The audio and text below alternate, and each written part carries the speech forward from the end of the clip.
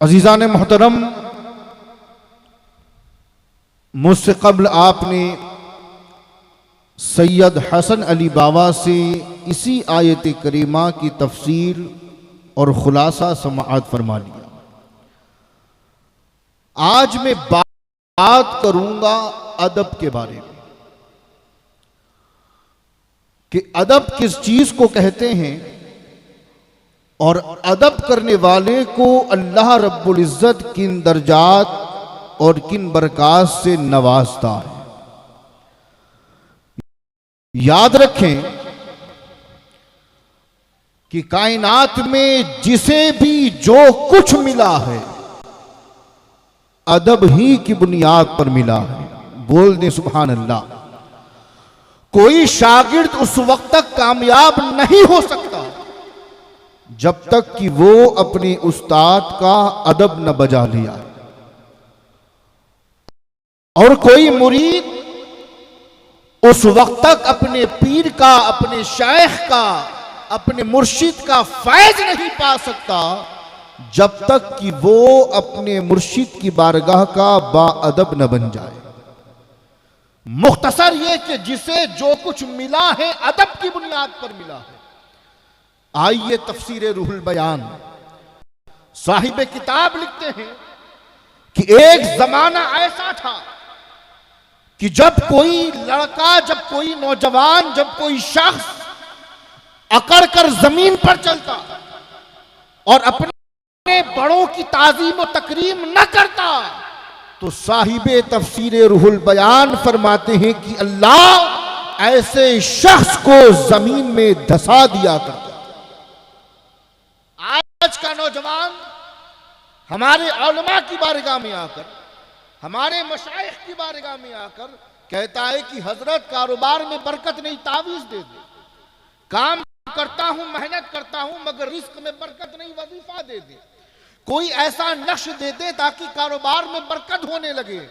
हदीस की रोशनी में जवाब देने लगा हूं, याद रखना, अगर तुम्हारे माँ बाप, तुम्हारे बड़े, तुम्हारा उस्ताद और तुम्हारा मुर्शिद अगर तुमसे नाराज है तो तुम्हारे रिज्क में हरगिज बरकत नहीं हो सकती। अल्लाह अल्लाह। अल्लाह के रसूल की बारगाह में एक नौजवान आया।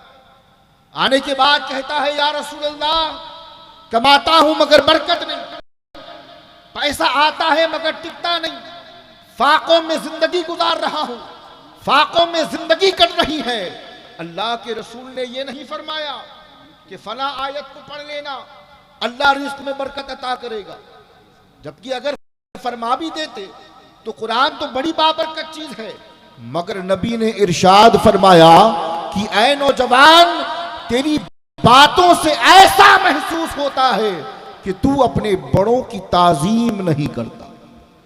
उसके बाद नबी ने फरमाया कि अगर तू चाहता है कि अल्लाह तेरे रिस्क में बरकत अता फरमाए तो ऐ नौजवान अपने बड़ों की ताजीम करने लग जा। तो मालूम यह हुआ कि जो बंदा अपने बड़ों का बाअदब होता है अल्लाह उसे दोनों जहान की नेमतों से नवाजता है और मालामाल फरमाता। अब बड़ी तेजी के साथ आपके जहनों को करीब करने लगा। आप बता सकते हैं कि पीरी मुरीदी का मकसद क्या होता है? क्या आप बता सकते हैं कि बंदा जब अपने शेख के हाथों में अपने आप को बेचता है तो बिकने का मकसद क्या है, मतलब क्या है, मंशा क्या है? याद रखो मुसलमानों, मुरीद बनने का मकसद दुनिया संवारना नहीं होता, दुनिया को बेहतर बनाना नहीं होता। मुरीद बंदा इसलिए बनता है ताकि शेख कामिल की नजर उसके सिया दिल पर पड़ जाए और उसका दिल मुनव्वर हो जाए और अल्लाह शेख की बरकत से उसे आखिरत की दौलत अता फरमा। और एक बात मजीद याद रखिएगा, सही मानों में कामिल शेख वही होता है कि जो मुरीद के जेब की सफाई नहीं करता बल्कि मुरीद के सिया दिल की सफाई करता, जिसकी नजर जेबों पर नहीं होती, नजर दिल पर होती है। जब दिल पर नजर पड़ जाती है तो अल्लाह दिल में इश्क़े मुस्तफ़ा की शमा को रोशन फरमा देता है। और अजीज़ान मोहतरम, एक और बात सुनते चलिए, हमारी डिक्शनरी में या यूं कह लें कि हम अपनी जिंदगी में ये सोचते हैं कि पीर वो होता है जिसकी शक्ल गोरी हो, पीर ऐसा होना चाहिए कि जो बड़ी गाड़ियों में घूमने वाला हो, पीर ऐसा होना चाहिए जो अच्छा लिबास पहनने वाला हो। याद रखना, जब भी आप किसी शेख के हाथ में अपना हाथ दें तो कभी जाहिर को मत देखना, अगर देखना है तो उसके बातिन को देखना। अगर तुम्हें चेहरा देखकर खुदा याद आ जाए तो समझ जाना कि यही मुर्शिद कामिल। चेहरा देखकर अल्लाह के रसूल की मोहब्बत पैदा हो जाए और दिल इश्क मुस्तफा में धड़कने लग जाए तो समझ जाना कि यही शेख कामिल। तो बात अदब की कर रहा था। पीर नज़मी फरमाते हैं कि अपने शेख को छोड़ो मत और दूसरे शेख को छेड़ो मत। क्या फरमाते हैं? अपने पीर को छोड़ो मत, दूसरे पीर को छेड़ो मत, अपनी निस्बत को आगे बढ़ाए। यानी तसव्वुर यह दिया जा रहा है कि जहां बेशुमार मशाइख तशरीफ फरमा हो तो तुम्हारा किबला अगर कोई हो तो तुम्हारे शेख की जात होनी चाहिए। अगर दिल डगमगाने लगे, दिल कहीं और माइल होने लगे तो अपने गिरेबान में झांक कर देखना कि कभी तुम्हारे दिल में अपने शेख की कामिल मोहब्बत थी भी या नहीं थी। मैं एक वाकया सुनाता चलूं, उलमाए किराम की इजाजत हो तो। 3 बड़ी शख्सियतें हैं एक ही जगह पर।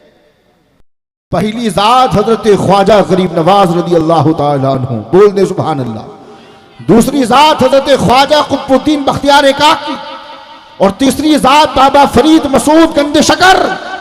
एक मर्तबा ऐसा हुआ कि ख्वाजा कुतुबुद्दीन बख्तियार काकी की खानकाह में उनके घर में गरीब नवाज तशरीफ ले आए। बोल दे सुभान अल्लाह। जब अपने पीर को आता देखा तो मचल गए, आगे बढ़कर इस्तकबाल किया और अपनी मसनद अपनी जगह पर बिठाया और अपने मुरीद यानी बाबा फरीद को बुलाया और बुला करके कहा कि फरीद देखो, आज हमारे घर दादा मुर्शिद आए हैं तुम्हारे, और मैं चाहता हूं कि तुम चलकर उनसे मुलाकात करो, मुसाफा करो, और मैं चाहता हूं कि तुम अपने दादा मुर्शिद गरीब नवाज के कदमों का बोसा। अब ख्वाजा कुतुबुद्दीन बख्तियार सुभान अल्लाह सुभान अल्लाह के, बाबा फरीद मुरीद है बख्तियार काकी के। बख्तियार काकी ने फरमाया, फरीद दादा मुर्शिद गरीब नवाज आए हैं, चलकर उनके कदमों का बोसा लो। लिखने वालों ने लिखा कि बाबा फरीद तशरीफ लाए, नजर पड़ती है अताए रसूल हिंदल वली पर। बोले सुभान अल्लाह। ख्वाजा कुतुबुद्दीन ने कहा, फरीद आगे बढ़ो और देखो कि दादा मुर्शिद गरीब नवाज तशरीफ फरमा है, कदमों का बोसा लो। अब गौर तलब बात यह है कि गरीब नवाज किसी मामूली पीर का नाम नहीं है, जिसने हिंदुस्तान में चिश्तियत को फैलाया, इस्लाम को फैलाया, लोगों के दिलों में अल्लाह और उसके रसूल की मोहब्बत को पैदा किया। उस जात को गरीब नवाज कहते हैं। कुतुबुद्दीन बख्तियार काकी ने कहा, फरीद आगे बढ़कर कदमों का बोसा लो। बाबा फरीद आगे बढ़े, बगल में उनके मुर्शिद ख्वाजा कुतुबुद्दीन भी तशरीफ फरमा थे। बाबा फरीद आगे बढ़े और गरीब नवाज के कदमों को न चूमा और आगे बढ़कर अपने पीर ख्वाजा कुतुबुद्दीन के कदमों को चूम लिया। बोल दे सुभान अल्लाह। जैसे ही ख्वाजा कुतुबुद्दीन ने देखा कि दादा मुर्शिद के कदमों को न चूमकर मेरे कदमों को चूम रहा है, फौरन गुस्से में फरमाया, फरीद देखते नहीं हो, मैंने कहा था कि दादा मुर्शिद गरीब नवाज के कदमों को चूमो और तुम हो के मेरे कदमों का बोसा ले रहे हो। अब इस पर बाबा फरीद ने क्या ही खूबसूरत जवाब दिया। कहते हैं, मुर्शिद गिरामी क्या करूं, दिल ऐसा माइल है आपकी तरफ कि जब दोनों कदमों पर नजर पड़ती है तो बोसा गाहे मुर्शिद पर मेरे लम्हाए मुबारका आ पड़ते हैं और दिल चाहता है कि मैं फकत चूमूं तो आप ही के कदमों को चूमूं। सुभान अल्लाह सुभान अल्लाह। बहुत अच्छा। यानी मेरी जगह, जो जिस जगह में बोसा देना चाहता हूं वो जगह आपके कदम है। मैं चाहता हूं कि आपके कदमों को चूमो। जब ख्वाजा कुतुबुद्दीन बख्तियार काकी ने गुस्से में कहा तो गरीब नवाज मुस्कुराए और मुस्कुरा करके फरमाया कि कुतुबुद्दीन, तू इसे डांट मत, ये तेरा मुरीद नहीं है बल्कि अब ये तेरी मुराद बन चुका है। यानी दोनों शख्सियतें मौजूद थी, गरीब नवाज भी थे, ख्वाजा कुतुबुद्दीन भी तशरीफ फरमा थे, लेकिन बाबा फरीद ने चूमा तो अपने मुर्शिद ख्वाजा कुतुबुद्दीन के कदमों को चूमा। इसे कहते हैं सच्ची अकीदत और सच्ची मोहब्बत। और आखिर में एक नसीहत कहकर बात को तमाम करूंगा। अजीजान मोहतरम, 2 मिनट बचे हैं मेरे पास। हुज्जतुल इस्लाम इमाम गजाली रहमतुल्लाह अलैह फरमाते हैं, भाई आज के दौर में यह देखने को मिलता है कि अगर 4 मुनाफिक आकर किसी को पीर के खिलाफ भड़का दें या मुरीद के सामने पीर की बुराई कर दें तो मुरीद का दिल डामाडोल होने लगता है, मुरीद का दिल दाएं बाएं होने लगता है। अच्छा मेरा पीर ऐसा है, अच्छा मेरा मुर्शिद ऐसा है, अच्छा मेरे शेख ऐसे हैं। याद रखो, हुज्जतुल इस्लाम इमाम गजाली रहमतुल्लाह अलैह फरमाते हैं कि रुए जमीन पर जितनी मखलूक है, अगर सारी मखलूक जमा हो जाए और जमा होकर मुरीद को उसके पीर के खिलाफ भड़काए तो सच्चा मुरीद वही है जो मखलूक की बात को न मानकर अपनी मोहब्बत में मजीद इजाफा फरमाए। सुभान अल्लाह। यानी लोगों के बातों में न आए, लोग कहते रहे, वो अपने दिल में मोहब्बत को बढ़ाता रहे। तो अजीजान मोहतरम, जिनका दामन आपने थामा है उनके दामन को मजबूती से पकड़े रखो। बस इतना ज़रूरी है कि जिसके हाथ में आपने हाथ दिया है वो आलिम दीन हो, यानी शरीयत का जानने वाला हो, अकीदा उसका सही हो और वो फासिक मौलिन ना हो। अगर ये 3 सिफात जिस किसी में तुम्हें नज़र आए, अपना दिल जब माइल हो तो उनके हाथ में बिक जाना।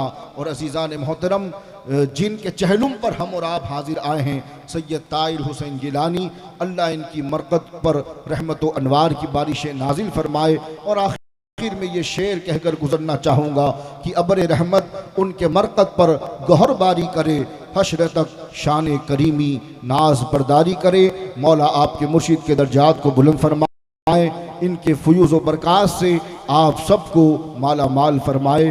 वमा अलैना इल्लल बलाग। अस्सलामु अलैकुम व